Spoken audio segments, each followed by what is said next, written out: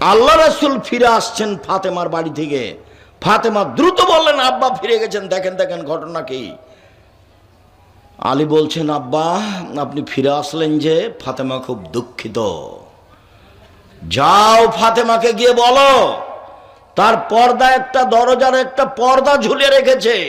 যাও ফাতেমাকে গিয়ে বলো, ওর দরজা একটা পর্দা আছে, সেই পর্দাতে ছবি আছে। মোহাম্মদ ওই ঘরে প্রবেশ করে না যে ঘরে ছবি আছে, এই জন্য আমি ঘুরে গেছি। তাড়াতাড়ি পর্দাটা সরাও। সরানো হলো। আল্লাহ রাসূল আসলেন। আল্লাহ রাসূল ফাতেমার বাড়িতে প্রবেশ করেননি ছবি মূর্তির কারণে।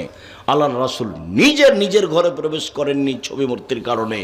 আল্লাহ রাসূলের ঘরে জিবরাইল আসেননি কুকুরের কারণে। এক বিত্তশালী সিরিয়ার দাওয়াত দিল উমর রাদিয়াল্লাহু আনহুকে। উমর রাদিয়াল্লাহু তাআলা আনহু, আপনি খুব সম্মানী মানুষ, আমি এলাকার বড় নেতা, আপনি আমার বাড়ি আসলে আমি খুব গর্বিত হব। ওমর আমার বাড়িতে এসেছে, আমার দাওয়াত খেয়েছে, আপনি আমাকে একটু সম্মানিত করেন। ওমর আপনাকে দাওয়াত দিতে এসেছি, আপনার জন্য খানা পানি তৈরি করেছি। ওমর রাদিয়াল্লাহু আনহু বললেন, তোমাদের গির্জা ঘরে মূর্তি থাকে, আমি যাব না।